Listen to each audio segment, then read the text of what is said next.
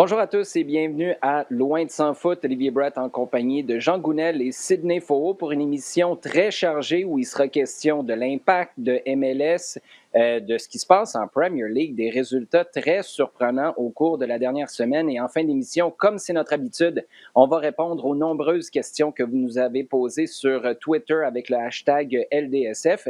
Les gars, d'abord, bonjour. Salut, ça va bien? Bonjour Olivier. Ça va super bien. On va commencer avec notre segment à domicile, si vous le permettez, parce que là, Sid, 2020 arrêtera jamais de nous surprendre. L'Impact était sur une séquence de 5 matchs sans victoire. Bon, avant ça, c'était 4 matchs consécutifs avec des défaites qui s'enchaînaient. La fin de semaine dernière, tu vas chercher un match nul contre Chicago. Tu te dis que peut-être tu es sur le point de remettre le train sur les rails, mais ce qui s'en vient, c'est la meilleure équipe dans l'Est, puis la meilleure équipe au classement général. Finalement, l'Impact se déplace à Columbus puis gagne 2-1. Oui, c'est vrai que sur le calendrier, c'était sûrement une croix pour Thierry Henry, ce match contre le Crew de Columbus. On a une équipe qui a bien fait dans les circonstances. Comme Thierry Henry l'a rappelé, il y a l'absence de Kyoto et de Taider, qui sont quand même deux joueurs majeurs de son 11 partant. Mais on a vu un impact dans une autre configuration, une configuration sans ballon, une configuration qui subit, mais qui, pour autant, est quand même capable de se créer de très bonnes chances de marquer, que ce soit Sedic, Lapalainen et Boyan. Donc, intéressant. En tout cas, 3 points très importants parce qu'on commençait vraiment à regarder de l'arrière du côté de l'Impact de Montréal. Oui, et c'est mentalement, Jean, que ça fait vraiment du bien. Parce que dans le contenu, c'est plus que perfectible. Thierry Henry a été transparent, a été très honnête par rapport à ça après la rencontre. Le système, c'est un retour à cette défense un peu hybride, à 3 ou 5 derrière. Ça dépend comment on la regarde. Mais sachant qu'en face, tu avais une équipe qui allait toujours être en maîtrise du ballon. Ce que tu voulais surtout, c'était pas prendre l'eau défensivement. Mais d'un point de vue caractère d'une équipe qui est pas sur une bonne passe là, depuis près d'un mois maintenant, c'est énorme d'aller chercher un résultat comme celui-là sans Kyoto, sans Taider, sans Okonkwo. Je le sais qu'en face, il manquait des joueurs aussi, mais pour l'espoir que ça donne à cette équipe-là, c'est énorme comme résultat. Non, tu l'as dit et dans la présentation, je pense que c'est quelque chose qui doit être vraiment, qui doit rester en trame dans tout ce qu'on va dire sur le match d'hier. L'Impact a joué l'une des meilleures équipes de la Ligue en ce moment et surtout une équipe qui était connue, réputée ces dernières semaines pour sa défense.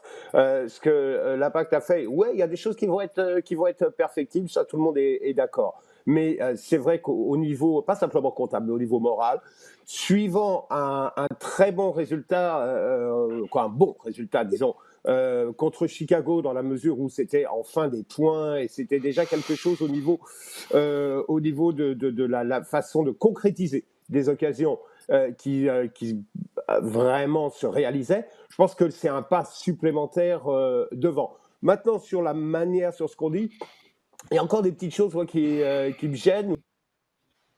Oui, c'est vrai que c'est type qui était voit et quand on regarde, parce que c'est aussi quelque chose qui revient régulièrement, le nombre d'occasions concédées, je pense que c'est au fond pas vraiment une équipe qui est faite pour subir et qui n'est pas vraiment une équipe qui est faite pour être longtemps sans ballon. Je pense qu'elle s'exprime beaucoup mieux avec ballon. Le problème qui va se poser maintenant, et je veux dire le pas à franchir maintenant, c'est sans doute d'être capable d'aller le reconquérir un petit peu plus haut, d'avoir de ce push de caractère supplémentaire pour faire les quelques mètres supplémentaires, aller gagner le ballon, parce que je ne vois pas cette équipe continuer de défendre comme elle l'a fait, parce que ça fait quand même régulièrement où elle défend dans sa surface, elle défend parfois en reculant, et le but de Columbus, il vient parce que les gars reculent et sont face au but. C'est vrai que c'est un malencontreux, la déviation sur Bings, mais ça arrive parce que tu recules et tu es face au but. Ça aurait très bien pu arriver sur le ballon remis de la tête qui passe devant le but,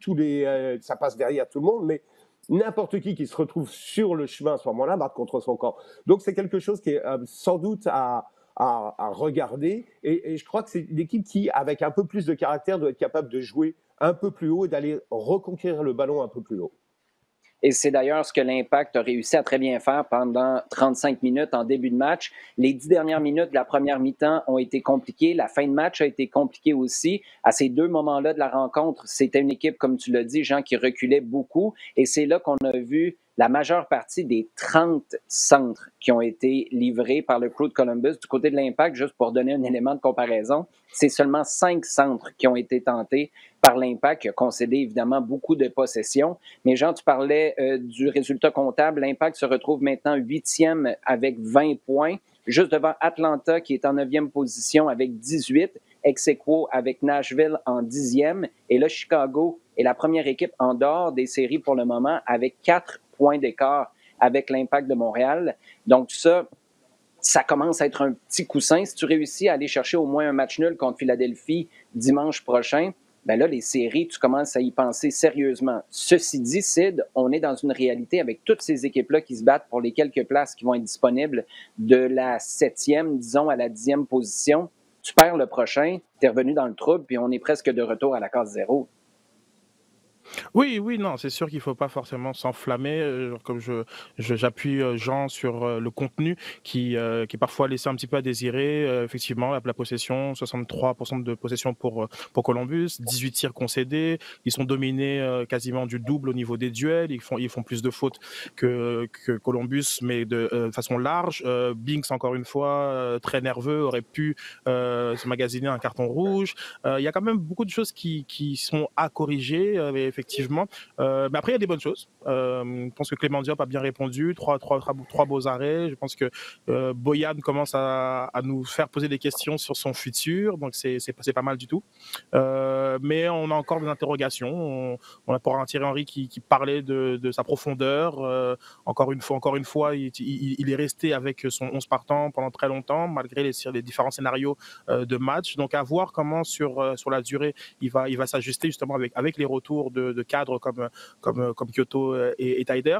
Donc, c'est sûr qu'on ne peut quasiment pas isoler ce match, ce qui est une victoire très importante, cruciale et sur le terrain du leader, oui, mais on ne peut pas l'isoler de la série en cours avec le match de dimanche contre Philadelphie qui va vraiment nous donner finalement, d'un point de vue complètement comptable, on est déjà rendu là pour l'Impact de Montréal. Est-ce qu'on est en sortie de crise? Est-ce qu'on est dans un début de nouveau cycle? Est-ce qu'on amorce la fin de saison en force? Donc c'est dimanche qui va nous donner beaucoup plus de réponses pour analyser le match de Columbus et celui de Chicago dans ce cycle de 3 matchs. J'ai l'impression que tu soulèves toutes les mêmes questions que pour le confinement, Sid. Je ne sais pas si je dois me réjouir du fait que notre vie est cohérente en ce moment entre la société de manière générale et l'Impact de Montréal. Bref, c'est peut-être le temps qui nous le dira. Avant de conclure sur ce match-là de l'Impact, Jean, je voudrais t'entendre sur la décision de Thierry Henry de faire entrer Maxi Urruti plutôt que de faire entrer un joueur comme Mason Toye qui aurait pu avoir ses premières minutes. Comment tu as interprété ça? Ouais, je pense que là, la situation, je pense que c'est vraiment une question d'opportunité, de situation. Tu mènes 2-1, tu sais que ça va pousser, ça va vraiment peser sur toute la dernière partie du match. Tu veux un attaquant qui est à l'aise, à l'aise. Tu vas me dire, Urruti à l'aise, c'est pas forcément compatible, mais je te connais, Olivier. Mais tu veux un attaquant qui va pas se poser la question de je débute, je veux absolument bien faire, je veux vraiment assurer. Tu veux un attaquant qui va être capable de partir, parce que l'idée c'est là, hein, pression haute, ligne très haute de la part de Columbus. Tu veux un attaquant qui va décrocher et partir complètement derrière pour être dans des positions de 1 contre 1, long ballon. Hop. Donc, tu veux quelqu'un qui ne se pose pas la question, en plus de « je suis dans un nouveau contexte ». Un nouveau contexte pour un nouveau club, pour Mason Toye, et je veux bien faire, je veux absolument bien faire, je veux absolument prouver. Tu lui donnes la chance dans probablement un autre environnement, peut-être même selon, parce que là, on va rentrer aussi dans des nouvelles séries de matchs relativement rapprochés, peut-être même le voir pour une plus longue, pas simplement 10, peut-être un peu plus long, très rapidement.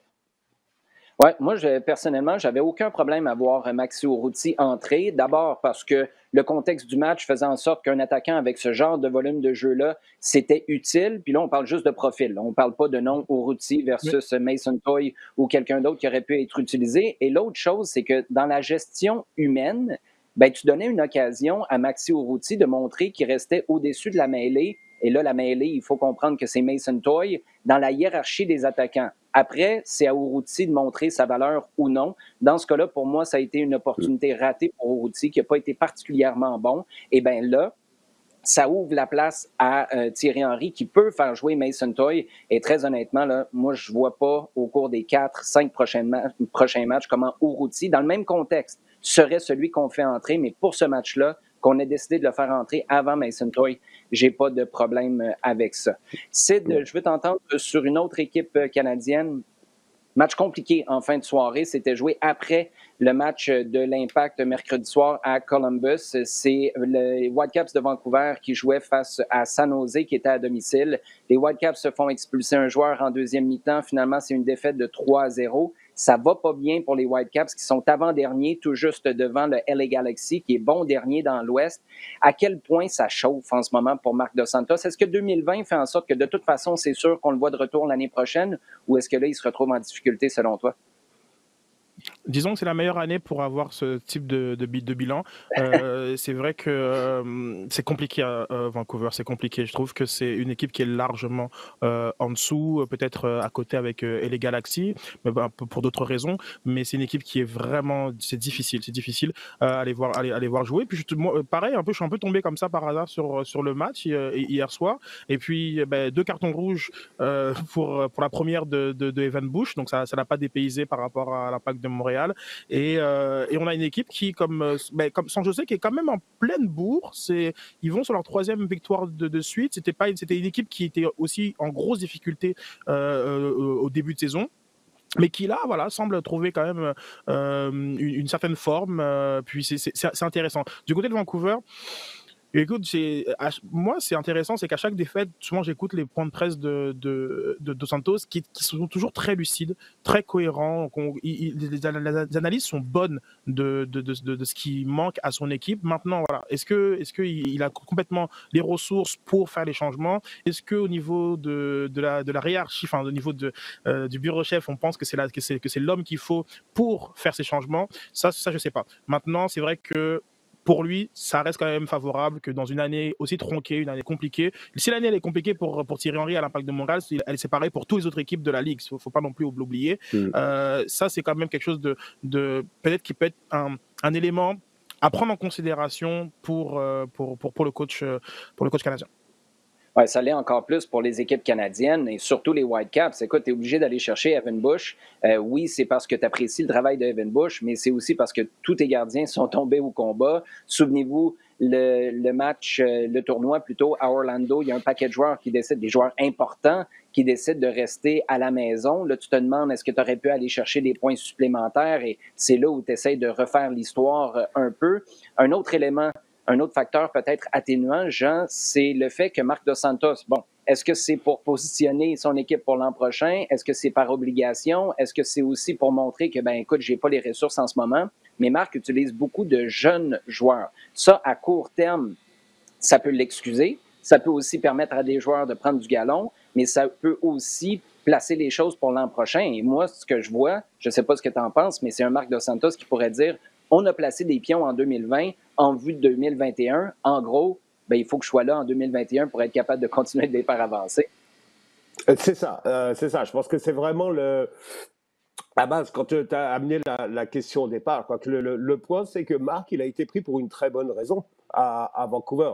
C'est amener un projet sur du long terme. Avec Marc Dos Santos, on sait qu'il travaille sur du long terme, qu'il aime travailler avec des jeunes, les pousser, leur donner leur chance, les amener. On a commencé à le voir l'année dernière. C'est pour ça, quand tu dis est-ce qu'il est en danger, ça n'irait pas avec la logique de l'embaucher. Très, très clairement, l'idée d'avoir Marc, c'est de travailler sur du long terme, faire confiance à des jeunes, ce qui correspond peut-être aussi à une situation financière particulière du club.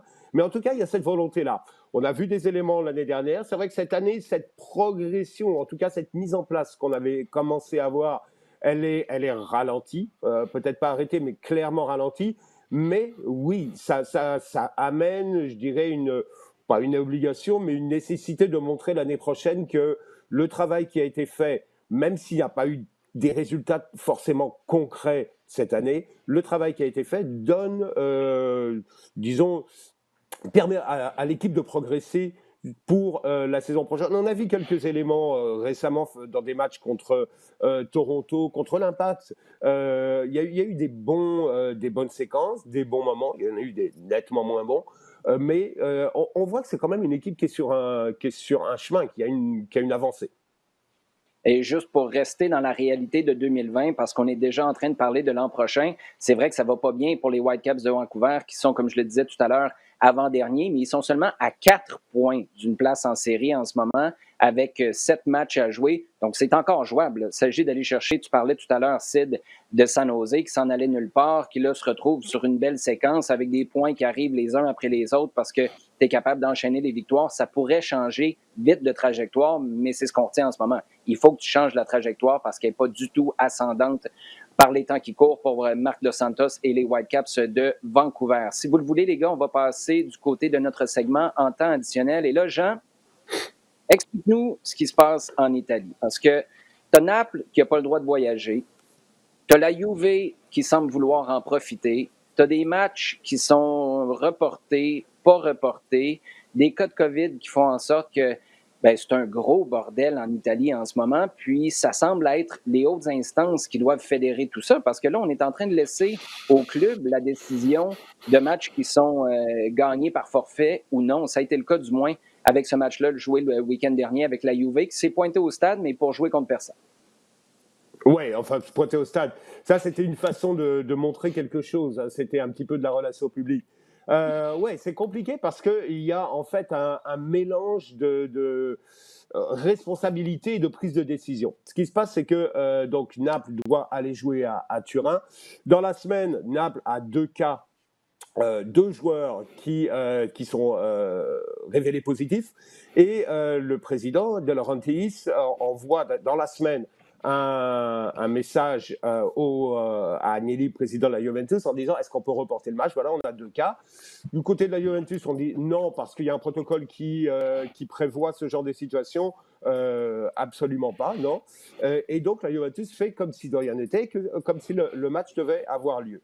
Du côté de Naples, on se prépare quand même. Et d'ailleurs, l'équipe est, selon ce que j'ai compris, est à l'aéroport lorsque arrive une recommandation, une décision même des autorités médicales de la région, de Campanie, disant non, vous ne pouvez pas y aller parce que vous avez ces 2 cas et que le risque est grand. Ce qui se passe, c'est que il y a été mis en place par avec la Ligue italienne et le gouvernement, qui est un protocole qui remonte à mai-juin dernier, qui a permis la reprise et la fin de la saison dernière, qui était l'idée était de, même s'il y a des cas positifs, de créer une bulle, comme on l'appelle ici, qui permet quand même à l'équipe et à l'environnement de l'équipe de voyager, de faire les matchs, à condition que le reste de l'effectif et de l'entourage soumis à des tests réguliers soit négatif. Ça, c'est cette règle-là. Mais depuis, il y a eu cette deuxième vague et le gouvernement italien a donné le mois dernier des pouvoirs beaucoup plus accrus aux régions, aux décideurs locaux.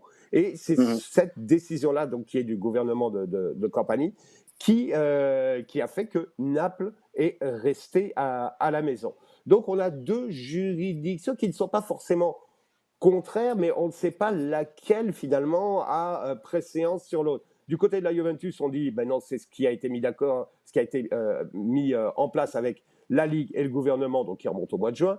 Du côté de Naples, on dit, non, ce sont les dernières directives avec la direction, les directives régionales. Donc, on ne sait pas trop exactement où on va, on ne sait pas trop qui a raison. Pour l'instant, la Ligue semble vouloir donner match gagné à la Juventus et on sait très bien que du côté de Naples, on va se battre contre ça. Donc, il y a encore cette menace d'aller devant des tribunaux, devant les cours, etc., ou devant les juridictions. Donc, ça va faire encore durer. Et ce que la Ligue italienne ne veut pas, c'est que ce genre de situation se reproduise et ça va très certainement arriver. Hein. Ce n'est pas une question de si, c'est une question de quand et de combien de cas ça vont se produire comme ça. Donc là, elle est face à une situation, surtout avec un match, un super match. Ils ont un match de gala donc qui a fait parler un petit peu, qu'on attendait et qui a fait parler un petit peu partout.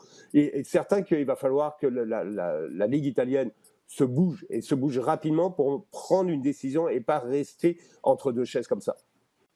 Sid, la Juve en ce moment, est-ce que c'est comme un attaquant qui sait très bien que l'arbitre aurait dû siffler une faute, mais qui continue, qui met le ballon au fond, qui marque un but gagnant, puis qui dit ben moi, on m'a toujours appris à jouer jusqu'au sifflet. Je le sais qu'il y a peut-être un facteur éthique à prendre en considération, mais j'y vais avec les règlements, puis ben le but est bon.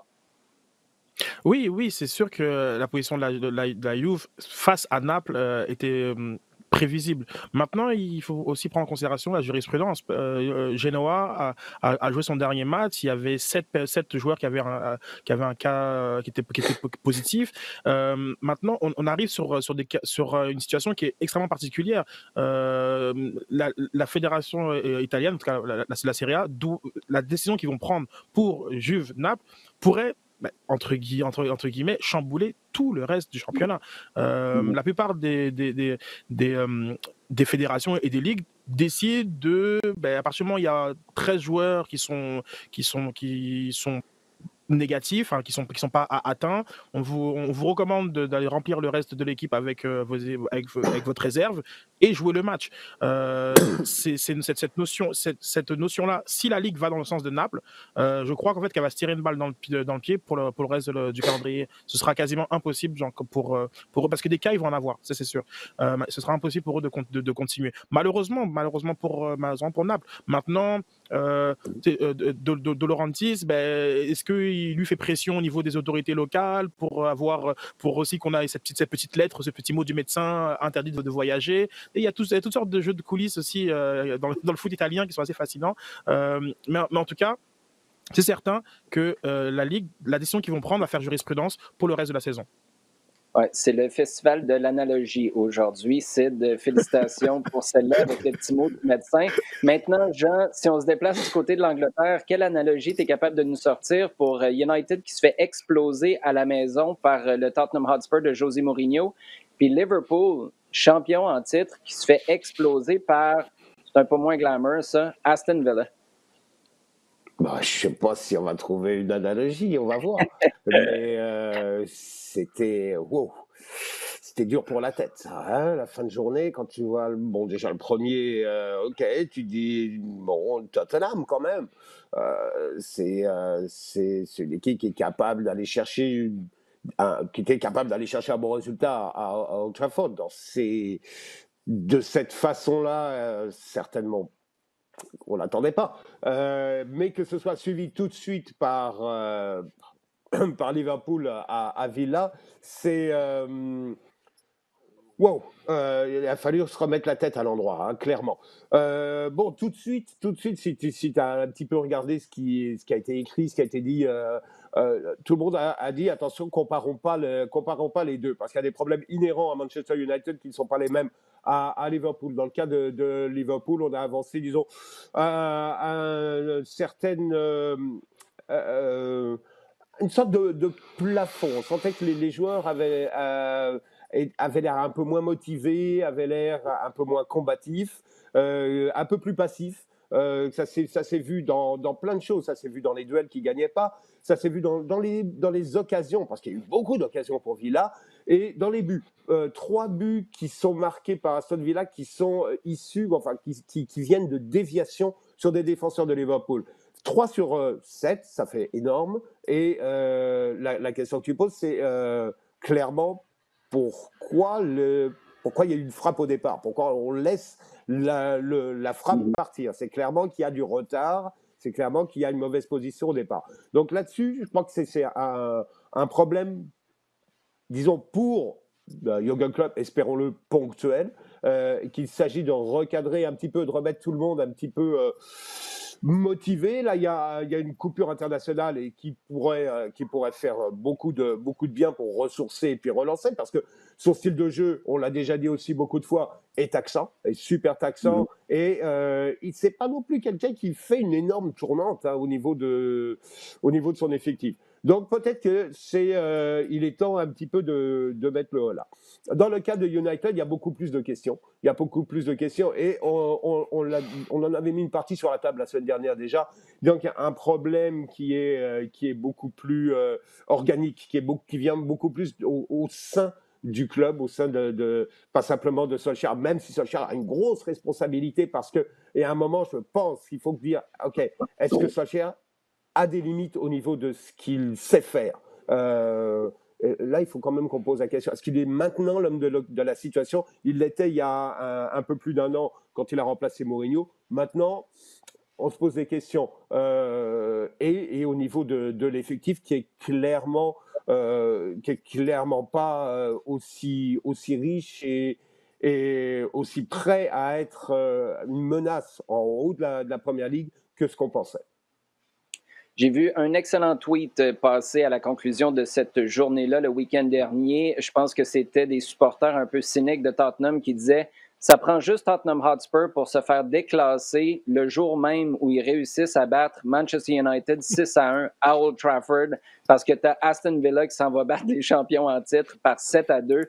Comme quoi, on gagne, mais on gagne pas tout le temps du côté de Tottenham. Sid, si je t'avais dit il y a quelques mois que en regardant puis là, je comprends, là, on a joué 3 ou 4 matchs. Mais en regardant le classement de la Premier League, tu aurais les deux équipes de Manchester en 14e pour City et 16e position pour United. Tu aurais dit quoi? Non, je t'aurais pas cru, certainement. C'est vrai que dans le Big 6, comme on aime communément l'appeler, il y a beaucoup de questionnements, beaucoup de faux départs, et qui sont très différents. Enfin, les raisons sont vraiment très différentes. Je pense que du côté de Liverpool, on a vraiment de l'ennui et de l'arrogance. C'est une combinaison des deux. Une équipe qui peut tourner l'interrupteur on-off. On l'a vu contre Arsenal. Ça a été waouh. C'était du Liverpool de Ligue des Champions. Et après, on le voit contre Aston Villa. Bon, quand ça ne le tente pas et que derrière, on joue bien les coups, Grealish et Winks et toute la gang, on en prend 7. Donc, mais Liverpool, bizarrement, moi je m'inquiète pas trop pour eux. D'autres comme United ou comme City, ça commence à devenir un peu plus récurrent, un peu plus problématique. Maintenant, sur la distance, je crois que c'est des équipes qui vont quand même pouvoir se remplacer. Tottenham, pareil, parfois Tottenham, il y a du bon, il y a du moins bon. Je pense que Mourinho a savouré. Mais c'est vrai que le classement de la Première Ligue, et je pense que Jean l'avait dit il y a quelques émissions lorsqu'il avait pointé Everton. Il y a des belles histoires.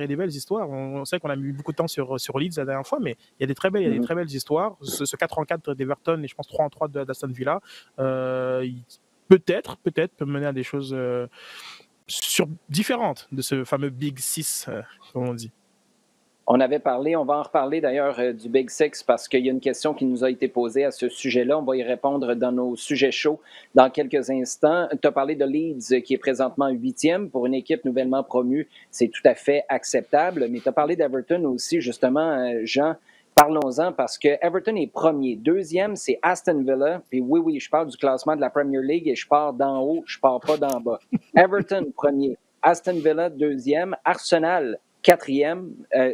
Leicester, oui, troisième. Arsenal, quatrième. Liverpool, Tottenham et Chelsea suivent, je le répète, les deux clubs de Manchester. City en 14e et United en 16e position.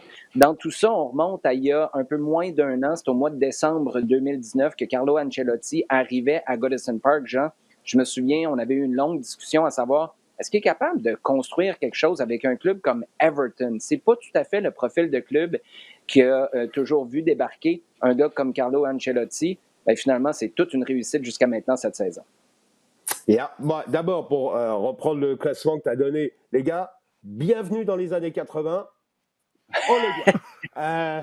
Allez, c'est complètement fou. Là, enfin bon. Ancelotti, ouais, ça a surpris beaucoup parce que c'est pas le profil. D'habitude, on le voit plus traîner avec traîner. s'occuper de clubs pas mal plus huppés, des clubs qui ont déjà un gros palmarès. Alors, avec lui vient le bagage, on dit toujours, oui, parce qu'il est là, parce que lui, il préfère s'occuper de vedettes et tout. Je crois pas. C'est Carlo Ancelotti et les clubs qui vont le chercher sont des clubs qui sont d'abord capables de se le payer et deuxièmement, des clubs forcément qui eux-mêmes ont déjà pas mal de joueurs vedettes. Le projet de Everton,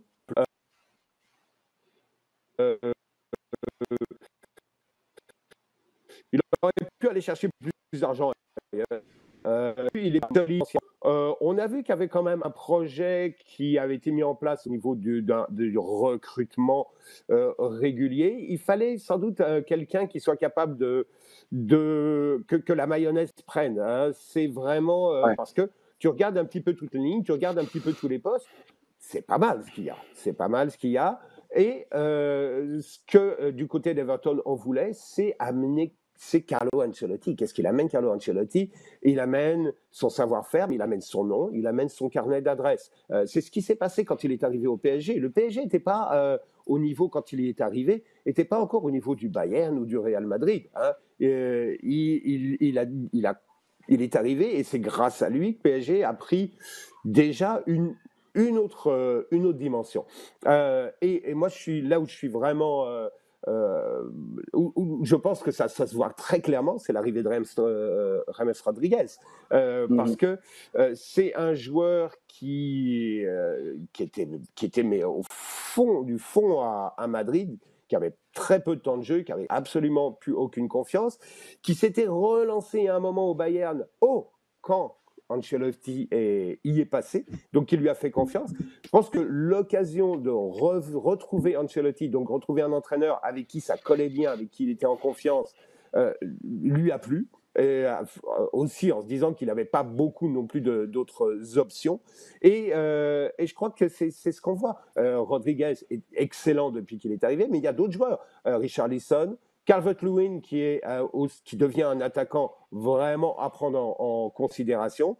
Derrière, avec Keane, avec Mina, avec Digne, c'est solide. L'arrivée de Haaland de Naples, qui est un très très bon milieu de terrain, tout comme Doucouré, je pense que ça va peser. Tu as encore André Gomes qui n'est pas disponible là, mais qui va apporter du plus. Donc je pense que c'est une équipe qui est en train de se mettre en place, qui avait juste besoin d'un entraîneur pour fixer un petit peu les choses et donner une sorte de concept, d'idée vers laquelle ça va.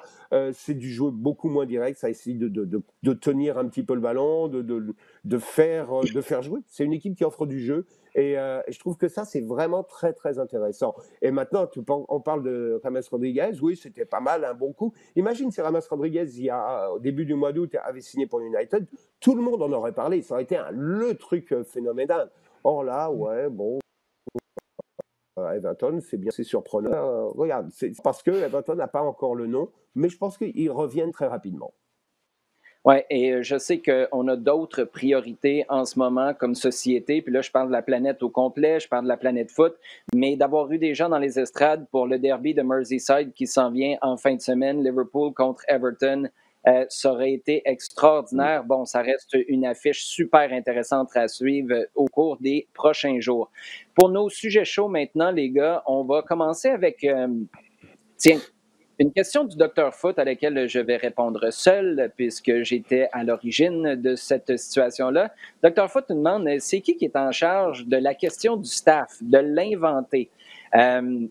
En fait, on ne l'invente pas. Doc, on la partage. Ça a commencé avec notre producteur Mathieu Jolivet, que je salue d'ailleurs, qui nous écoute assidûment toutes les semaines.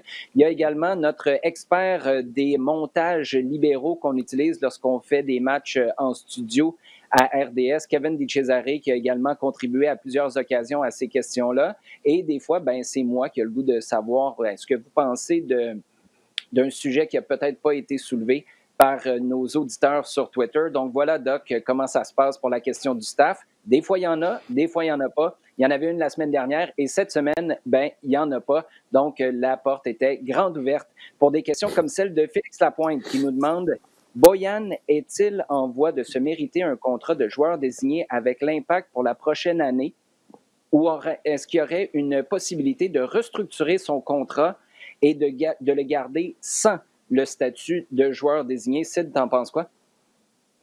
Alors, est-ce qu'il est en train de se magasiner une levée d'options? Oui, oui, oui, c'est sûr. Dans les 4 derniers matchs, il est à l'origine des 3 buts. Ça paraît pas autant sur la feuille de match parce que bon, quand tu tires sur la barre transversale et qu'après c'est repris, c'est pas une passe décisive. Quand tu tires sur le gardien et que c'est repris, c'est pas une passe décisive non plus. Mais Boyan est très actif, c'est un Boyan de haut niveau qu'on voit. Maintenant, l'échantillon est beaucoup trop court. L'échantillon est beaucoup trop court. On a besoin de voir si c'est sur la durée. Dans le fond, ce que j'ai envie de dire, c'est que à la fin de la saison, il ne faudrait même pas qu'on ait à se poser la question. Si on a à se poser la question, c'est que la réponse est non. Ouais, Et à ce moment-ci, je pense mais que la... Sid, dans ce cas-là, parce que c'est super intéressant ce que tu dis, si Boyan joue des matchs comme il a joué ces 2-3 derniers jusqu'à la fin de la saison, est-ce que ça fait en sorte que tu n'as pas de questions à te poser? Est-ce que l'échantillon, à ce moment-là, là, sur les 7 matchs qui restent, va avoir été suffisant à tes yeux? Oui, pour moi, oui. Oui. Comme ça Ah fera oui? quand même oui, ça fera quand même 15 matchs. Après, on pourra mettre en facteur les blessures, on pourra mettre en facteur qu'il a quand même joué sous Rémi Garde aussi, qu'il y a l'adaptation aussi avec. Enfin, il y aura beaucoup de facteurs qui tout d'un coup basculeraient du côté de j'ai envie d'en voir plus. Alors que ce que je te dis, il y a 4 matchs, moi je te le dis pas. C'est certain qu'il y a 4 matchs. Pour moi, son contrat, il faut passer à autre chose. Maintenant, ça va dans les deux sens. Pour éviter une Piatti bis repetita, est-ce que le joueur, lui, veut rester?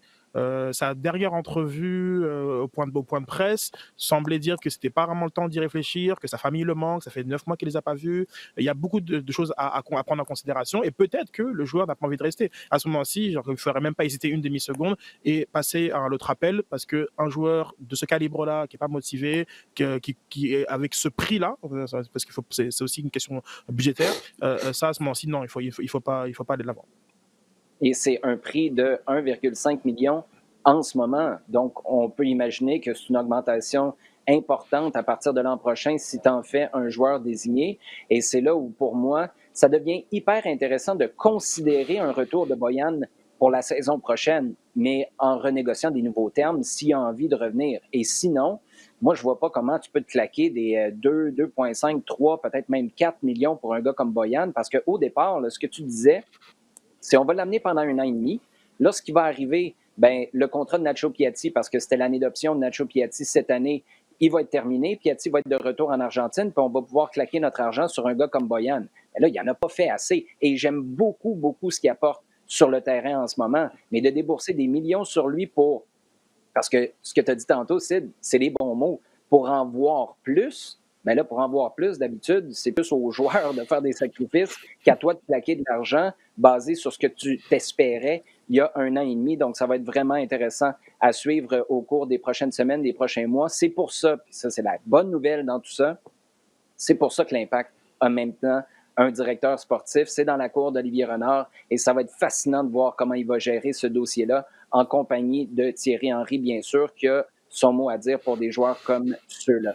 Jean, la prochaine question vient de Félix Lapointe, de Monsieur Foot, pardon, qui nous dit il n'y a pas de Canadiens dans la liste des 60 of the best young talents in world football. Je le dis en anglais parce que ça a été publié dans le Guardian. D'abord, est-ce que c'est surprenant? Puis deux, la question de M. Foot, c'est quel est le ou les deux Canadiens que vous attendez le plus? En fait, est-ce qu'on est obligé d'en attendre d'autres ou est-ce que la jeune génération est déjà avec l'équipe senior? Alors, je pense que, ouais, d'abord, faut voir les conditions dans lesquelles le Guardian fait sa liste. Donc, des joueurs qui ont moins de 18 ans, pour la grande majorité.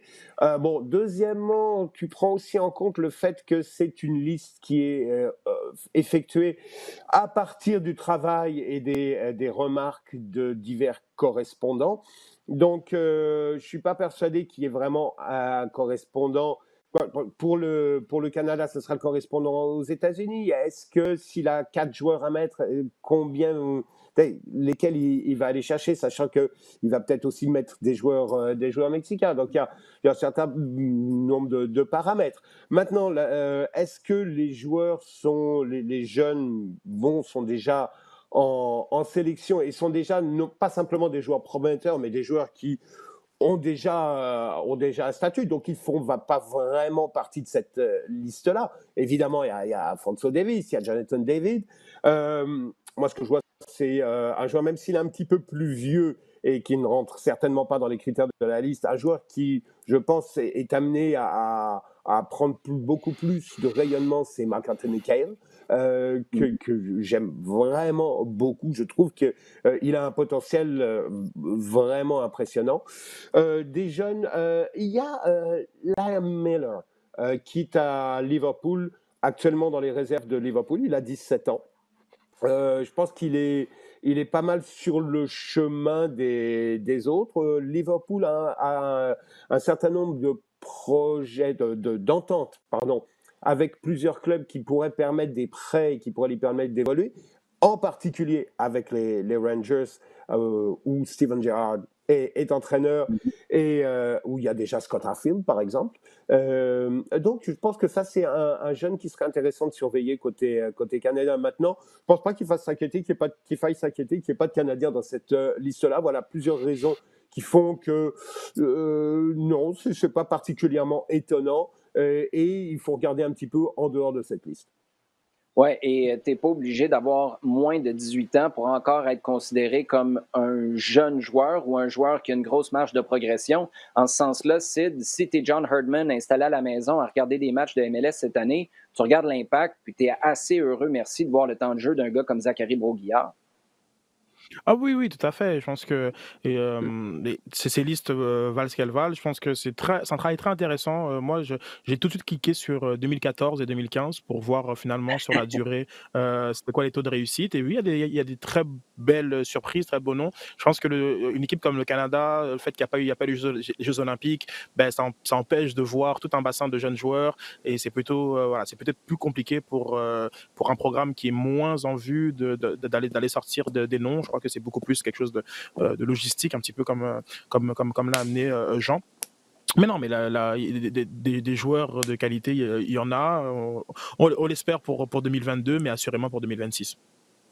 On revient dans tes années 80, Jean, parce que la dernière question nous ramène en Premier League. Je répète, le top 6 en Premier League, aujourd'hui, c'est Everton, Aston Villa 2e, Leicester, Arsenal, Liverpool 5e, suivi de Tottenham qui, dans les circonstances, a quasiment l'air de faire une bonne affaire de se retrouver dans le top 6 comme ça.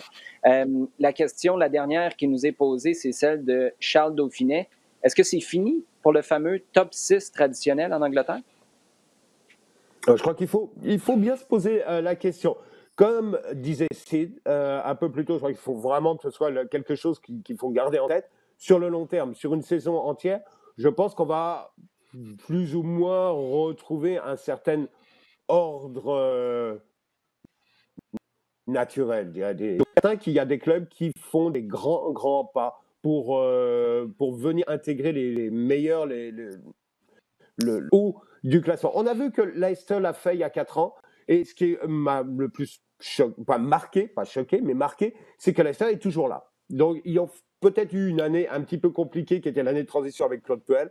Depuis que Brendan Rodgers est là, et le retour à des concepts très, très classiques qui conviennent bien, ils sont revenus, et c'était pas simplement un truc surprise. Il y a quelque chose qui s'est passé là-bas et qui dure. Pour des clubs comme Everton, il y a clairement une volonté financière de pousser un petit peu plus haut. L'arrivée de Moshiri qui a dynamisé clairement les capacités financières du club. Il y a la perspective d'un stade, de changer de stade, que Goodison déménage et soit un autre endroit dans la ville, un peu plus près des anciens docks, et un beau stade correspondant vraiment à ce qui se fait un petit peu, ce qui s'est fait un petit peu ailleurs, que ce soit Arsenal, que ce soit Manchester City, que ce soit Tottenham. Donc c'est une équipe qui est un club qui est en pleine dynamique. Je ne serais pas surpris de les voir régulièrement, parce que la question, ce n'est pas de les voir une fois participer ou d'être à la lutte, c'est d'être régulièrement là. Même si une année c'est un peu moins bien, mais qui soient régulièrement capables de dire nous, on vise une place en Ligue des Champions.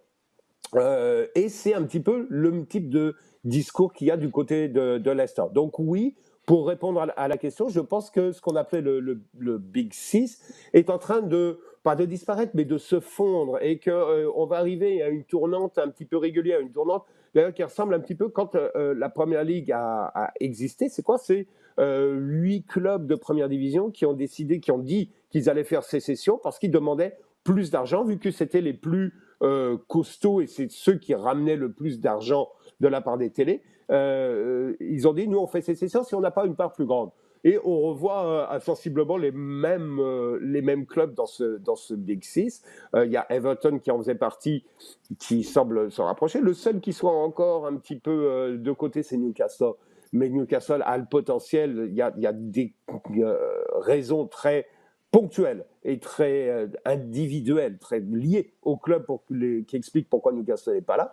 Mais je pense que ouais, on arrive sans doute à une remise en question un petit peu de ce qui est l'élite du foot anglais, même si ça ne va pas disparaître. Hein. Je ne pense pas que le titre va échapper à une des grosses équipes, mais il y a une remise en question. Oui, et certains diraient que de toute façon, depuis quelques années, c'est pas un top 6, c'est un top 2 avec Liverpool et Manchester City. Wow. Et je répète que ces deux équipes-là sont présentement 5e et 14e. Donc, à suivre ce que ça va donner cette saison en Premier League. Les gars, c'est tout pour aujourd'hui. Merci beaucoup. Toujours un plaisir. Dans les 15 dernières années, il y a seulement Leicester qui s'est qualifié en Ligue des Champions en dehors du Big Six. Dans les 15 dernières années. Ça va changer. Je pense... Là, on te demande ce qui va arriver pour l'année prochaine. Fait que c'est là où on va voir Everton, Aston Villa et Leicester City en Champions League contre des équipes italiennes, allemandes, françaises. Ça va être extraordinaire. Tiens, Aston Villa au Parc des Princes. Pourquoi pas? À suivre l'année prochaine. Ce serait extraordinaire, ça, pour enchaîner avec une année 2020. Pas possible. Les gars, merci beaucoup. Toujours un plaisir. Merci. Merci. Merci à vous d'avoir été à l'écoute. Merci de nous avoir posé vos questions. Continuez de le faire tout au long de la semaine sur Twitter avec le hashtag LDSF. Et merci de consommer et partager le contenu sur le rds.ca/balado-diffusion ainsi que sur iHeartRadio.